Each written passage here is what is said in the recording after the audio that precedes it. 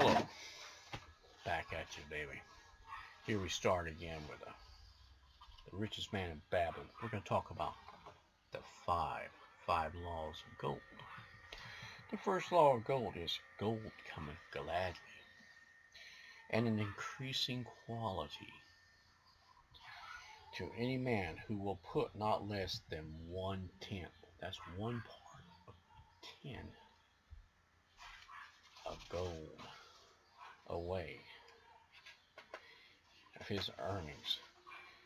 Gold cometh gladly and in increasing quality to any man who will put not less than 1/10 of his earnings to create an estate for his future and that of his family. The second law, gold laboreth diligently and contentedly for the wise owner, who finds it profitable employment,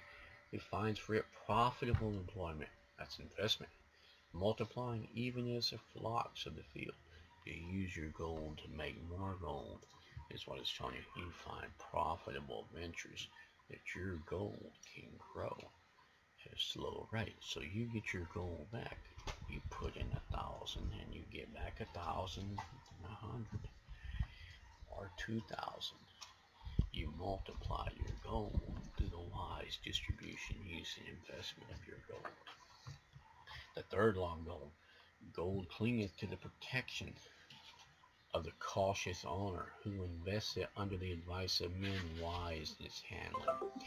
That means you should seek good sound investments. Look it over carefully. Make sure you're not risking your chunk of gold, because those wolves out there will devour your gold in a heartbeat.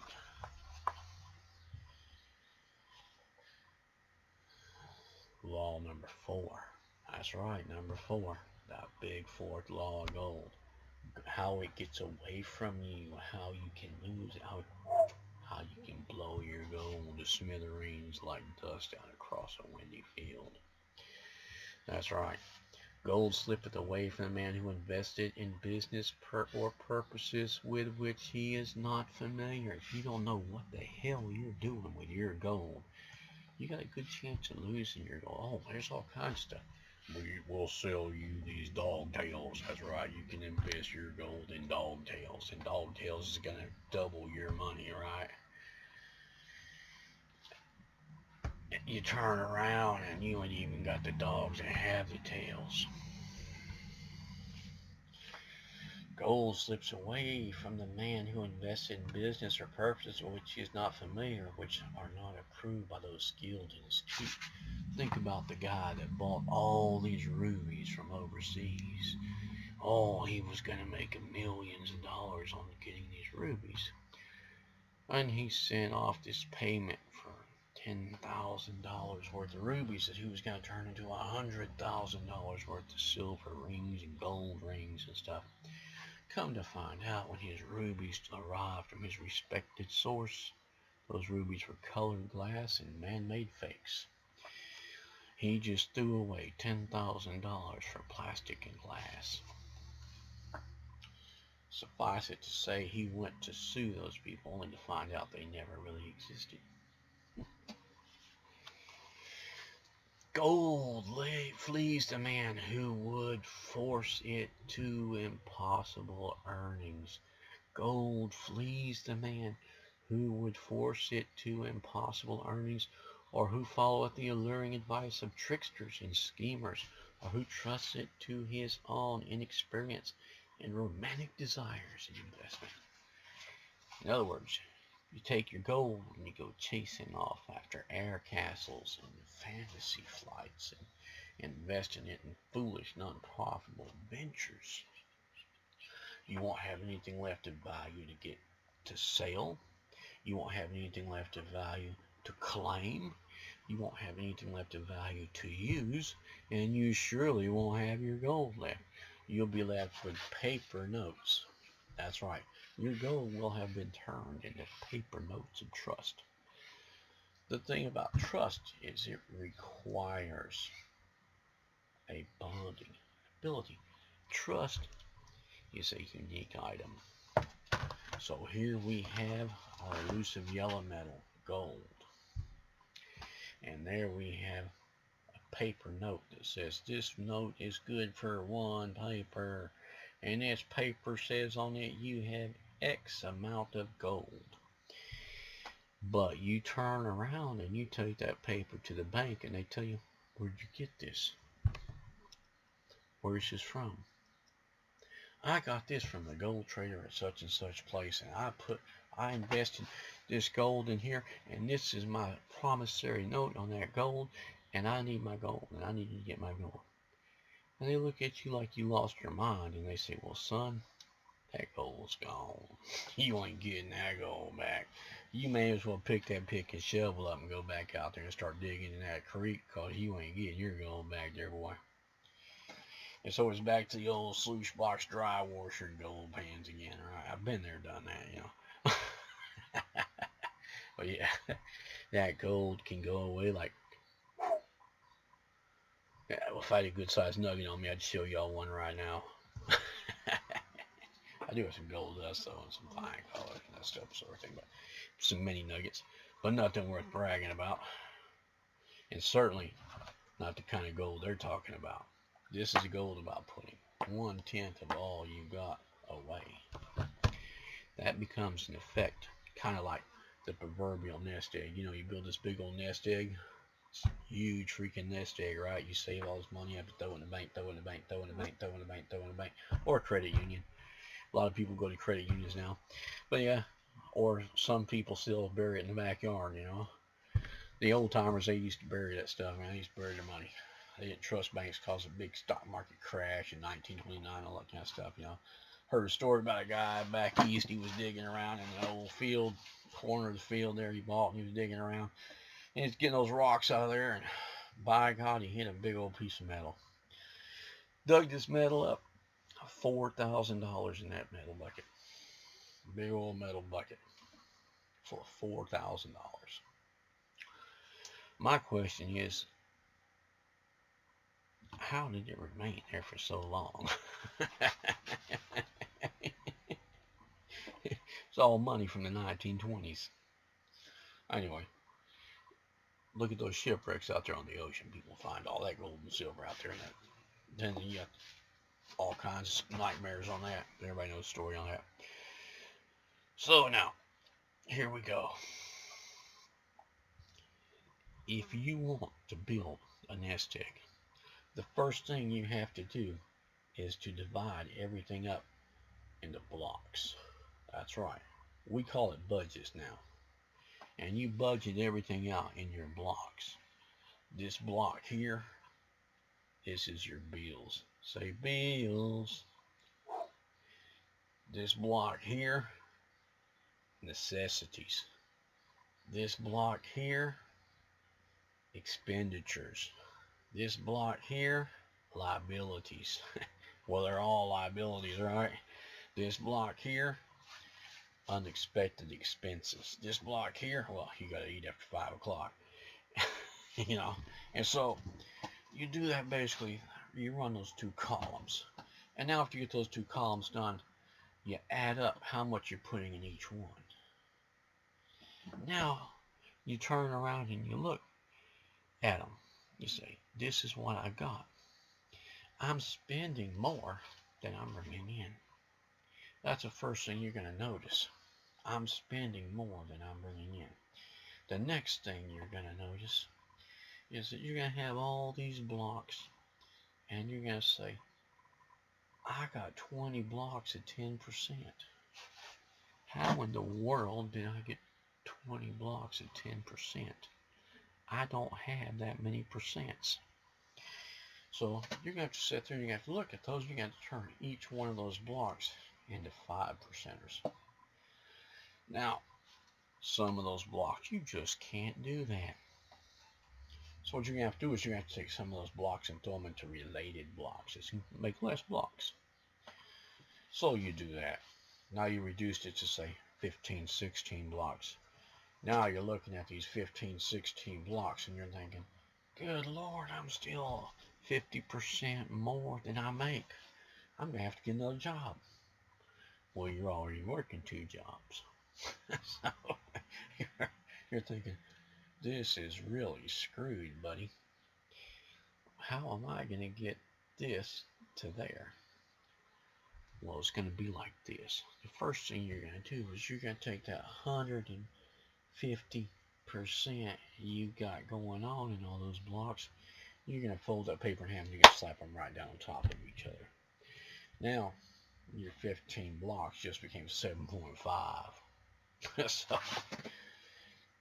give yourself 8 blocks. Each one of those blocks is combined. So those 8 blocks are 80% of your income.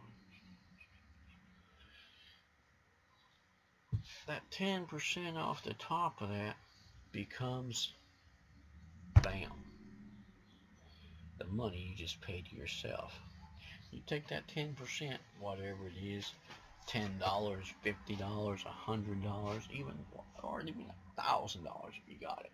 You take that and you slap that right down on the barrel head in front of yourself, and you grab yourself an envelope and you go, my first payment to me.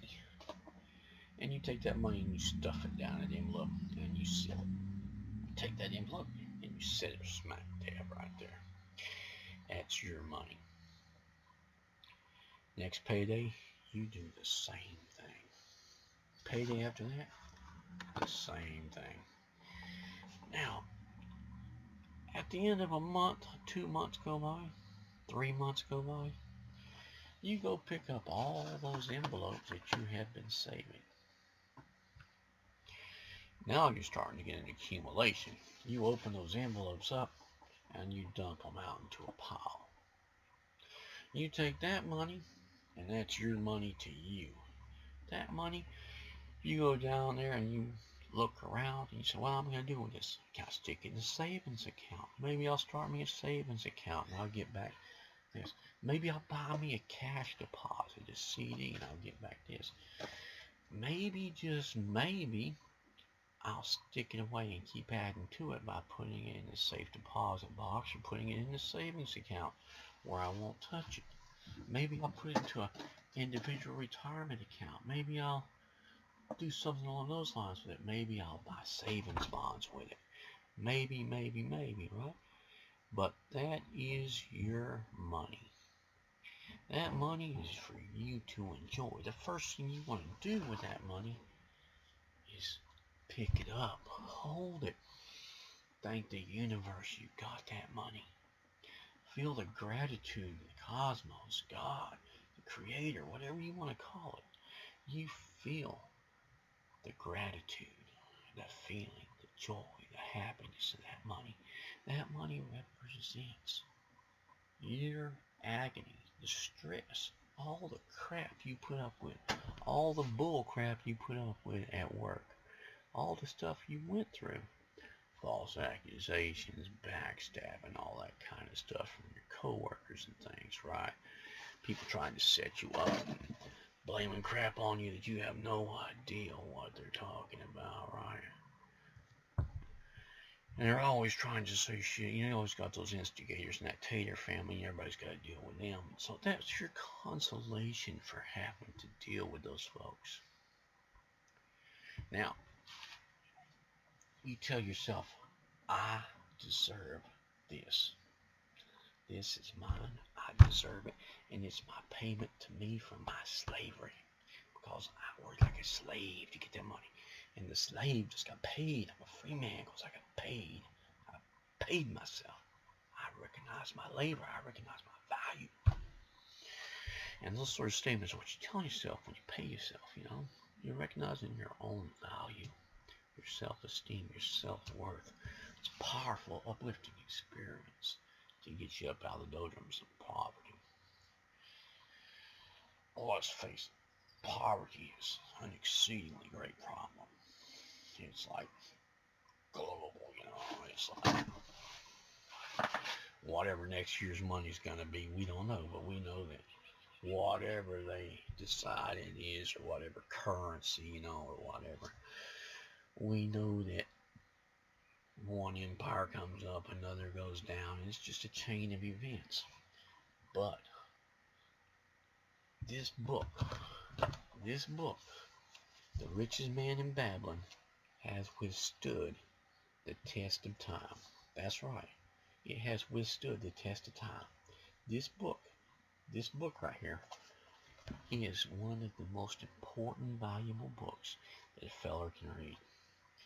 If you don't get this book and start your life with a bit of ancient wisdom, this is the success secrets of the ancients. It was written on the walls of Babylon, and it tells amazing stories. It's just a must read. It's not just stories. It's like a money Bible.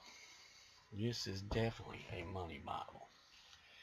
This book is one you need to look up. It should be on everybody's coffee table. It should be in every home. It should be on everybody's shelf. And everybody should have read this. You should teach this to your kids. And there's other books like Rich Dad, Poor Dad, and a whole number of self-help books. But the first thing a fella's got to do is create a level foundation. This book gives you a level foundation. It makes the field level for the fella. Doesn't matter how little or how much you make. This book works and has worked and continues to work for thousands and thousands of years. So now, I want you guys to really consider going out, purchasing this book. That's right. I'm T from Total Joy Health, and I'll be bringing back some more presentations like this for you folks. I get nothing out of the sale of this book. This is just a testing ground. But you can always go to Total Joy Health and support the work. I'll be putting some products up and some links down below the video later, so y'all can check it out. Anyway, from my little crowded work corner with all the junk, I'm saying howdy. Keep clinking them coins in that bucket. Save your money. Level the playing field. There's absolutely nothing wrong with building a personal foundation in finances. See you later.